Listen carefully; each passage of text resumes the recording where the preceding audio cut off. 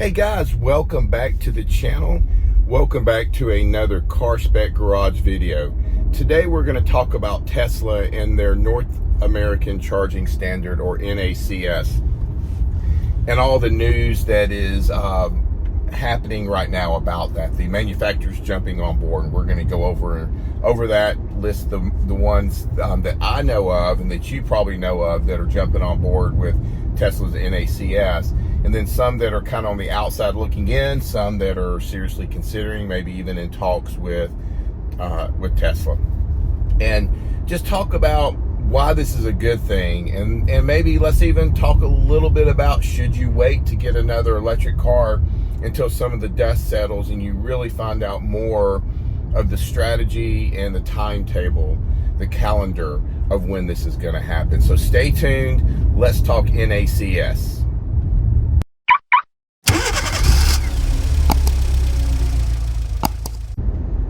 All right, guys, NACS, North American Charging Standard. It's been Tesla's since the beginning.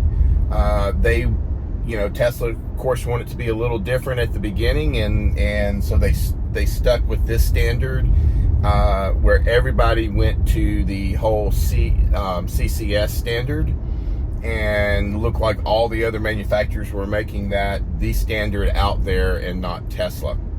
So you have to kind of go all the way back to the beginning. You know, when Tesla started making the Model S, let's not even talk about the Roadster. Roadster was great. It was kind of an experiment to see if they could do it. They definitely succeeded, because fast forward many years later, and they're still producing cars. So when Tesla sought out, when Tesla started building the Model S, when they started delivering the Model S, they just started really developing their charging network. There wasn't a lot, as everybody knows. So everybody's like, oh, I don't know if I want to buy a Tesla right now, an electric car. There's not a lot of charging stations. And Tesla just kept ramping up and delivering these charging locations, charging stations all over the globe, everywhere. So we're in the U.S., so tons and tons of them in the U.S., of course. You can go anywhere with these Teslas.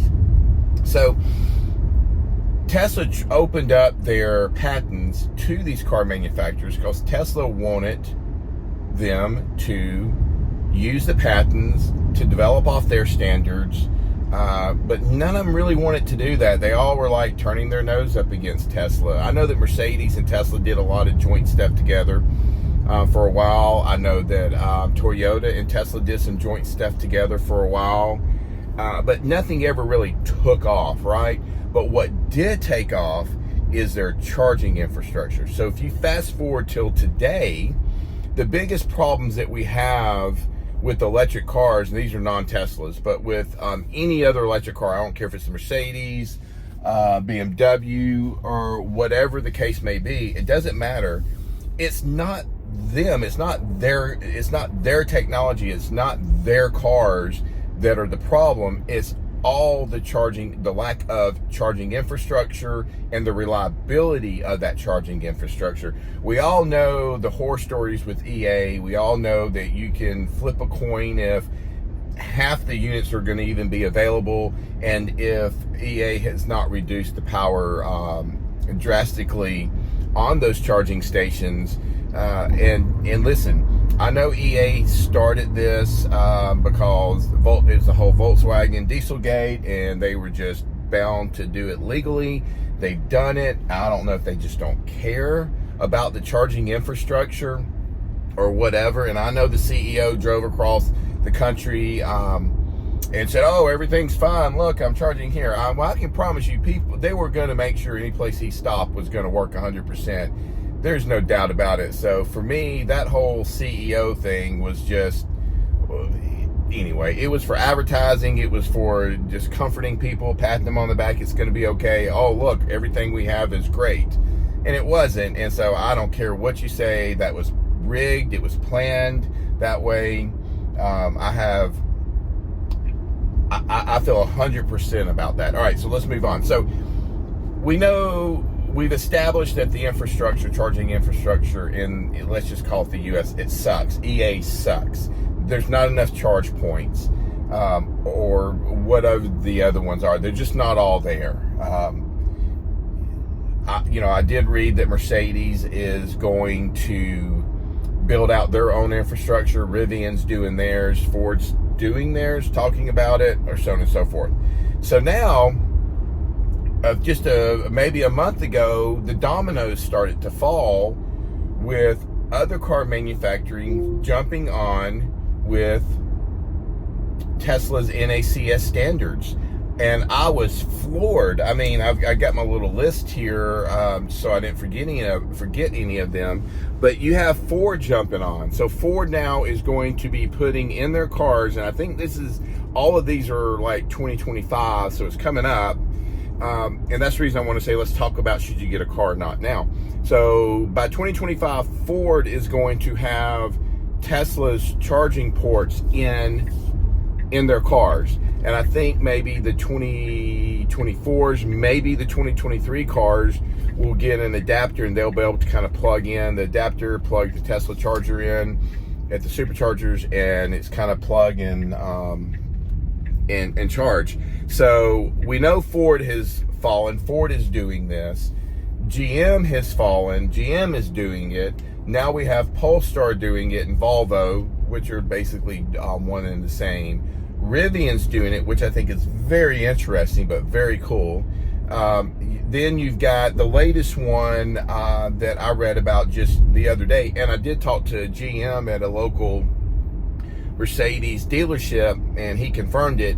Mercedes is going to do it. All of these, I think, are 2025s, because they've got to kind of sell out the parts that they already have in place or have contracted to be built and supplied to these cars coming off the manufacturing line. So at some point they'll switch over, and they're saying 2025 is kind of the point of when all of these will be switching over to Tesla's NACS. So why are they doing that? Well, what we do know is Tesla's charging network is like 99% reliable. It is amazing. I've owned this, I'm in a 2023 Model Y, and I left my Genesis GV60 to this so I can get a better consistent charging speeds and reliability of those charging speeds when I travel in this car. I didn't get it that much in the GV60. You always just had to cross your fingers that it was going to work or not at EA, and most of the time it just didn't. So I sold that car, and I moved over back into the Tesla Model Y. So I think at the end of the day, this is phenomenal news. I think that Tesla, again, has won. They tried this early on in their career, in their startup, to get all these manufacturers on board, and all of them just turned their nose up to Tesla. But now look at them now, they're coming back. And why? Because they know that their customers are not getting a good experience in their cars, and that's all about EA, and it's all about the charging network that EA has that sucks. So going to Tesla, they're going to be able to have a more reliable charging network to use, and which then their experience for their customers are going to be good, which then means their customers are going to come back and buy more cars, and other people are going to buy their cars because now they know they can drive, travel, and stop at a Tesla supercharger and plug up and charge and move on. That's just the way it is. Tesla has absolutely killed it with their charging network. So I don't blame them. I know Volkswagen's in conversations with them. And so if that's Volkswagen Group, then that's got to be the whole thing. Audi, Porsche, all those guys, right? So they all going to eventually just start falling to Tesla. And then Rivian and even EA said that they're going to adopt that standard where they're going to add that cable in to their cabinets, and so that you can take a Tesla, or you can take a car that's got the NACS adapter or charging port, and be able to plug into those locations. I think this is great for competition. I really, really, really hope that EA now sees that they have no choice. They have got to step back up, and they've got to focus to be the leader here. They've got to get on par with Tesla in their reliability. So it's going to be very, very interesting to see what happens in the up and coming years of all these car manufacturers moving over to the NACS. So I'll have to say I am super, super excited. Now listen, I know you've read a million articles on this, watched a million YouTube videos on this. A lot of them may get into the technical aspects of it. We're not doing that here. We're just really talking about the day-to-day driver that drives these cars, that understands the technology some, but really, really, really understands driving the car, traveling with the car, and needing to have a reliable charging infrastructure as you travel to go on vacation, business trips, you know, whatever the case may be. So I am super, super excited. This is great news for Tesla and stockholders with Tesla. You should be loving it. And then this is great news for the manufacturers. I'm glad they're finally starting to see the light. Okay, so enough about the NACS. Now let's talk about, when should you go buy one of these cars now, a non-Tesla? When should you do it? You know, that's a hard question, right? Because you're seeing the prices of these cars are starting to come down. I know, talking to Mercedes guy yesterday at what we call Magic City Octane here in Birmingham. It's a monthly show, car show. I was talking to Trey, who works at the dealership, and he's even saying that Mercedes has slowed down a little bit on the manufacturing of the electric cars. They're not selling right now, not as much as they were. That could be price driven. That's definitely the economy, right? With the interest rates and all that. But why is that? And I think a lot of that is people are buying the Teslas knowing, hey, and with all the negative press or publicity that you're seeing with EA, that people are buying Teslas because they feel comfortable that you can charge these things, and it'll be reliable when you pull into one of their chargers. So should you go out and buy Mercedes today, if you're looking at it, maybe an EQE, an EQB, or EQS, or whatever, should you go buy one of those? Should you buy a Rivian? Should you go buy a Chevrolet? Should you buy a Toyota? What should you do?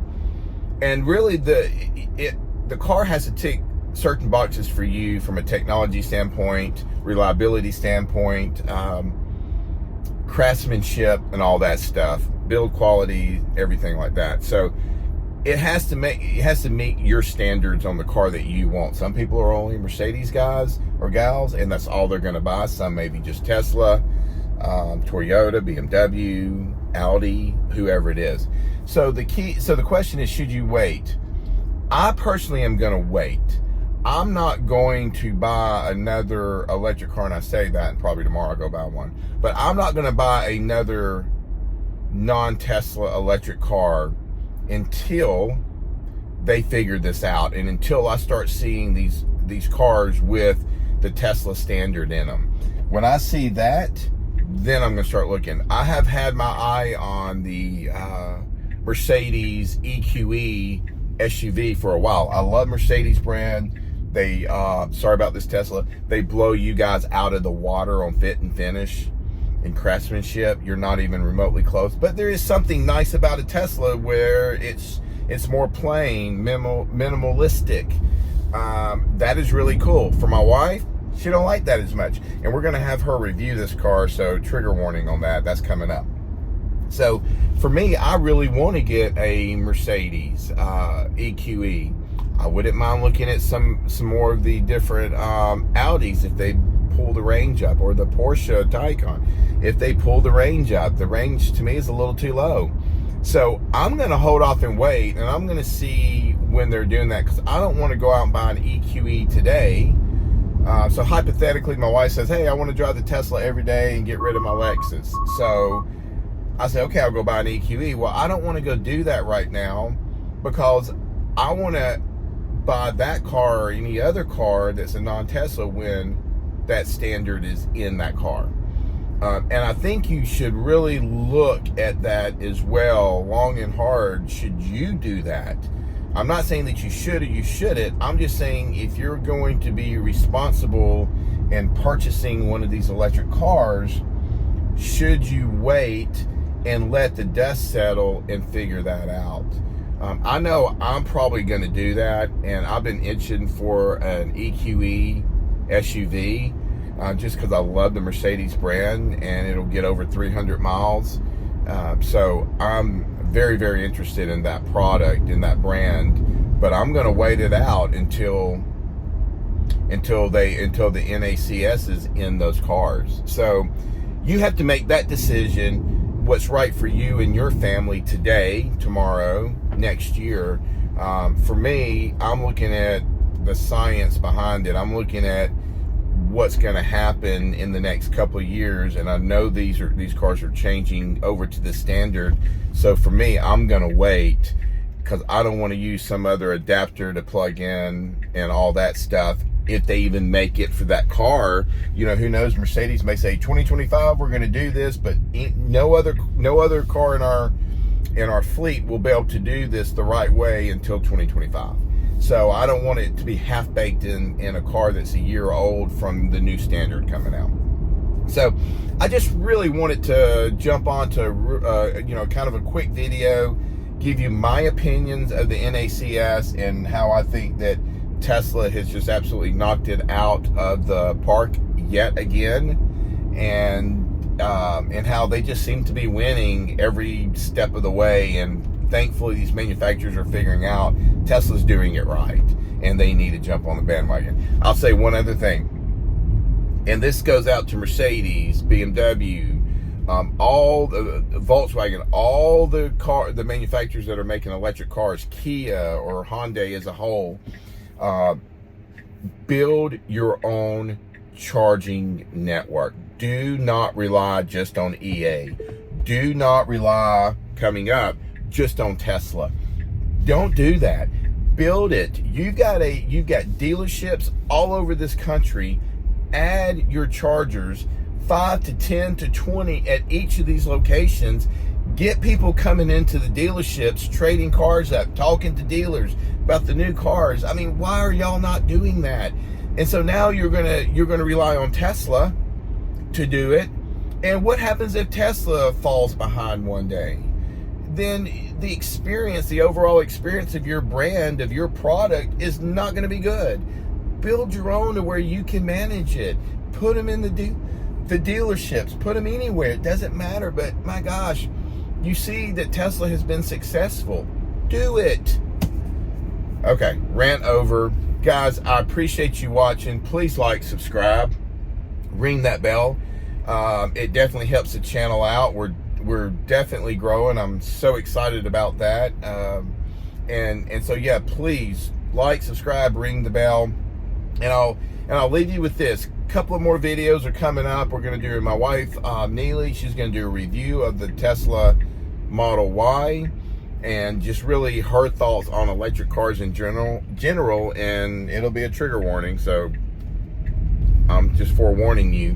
And then I'm gonna go ahead and get a hold of, talking about the Mercedes EQE, I'm gonna get a hold of one of those for the day. We're gonna do a review of the EQE as well. Again, that's a car that I want one day. So until the next video, like, subscribe, ring the bell, and God bless.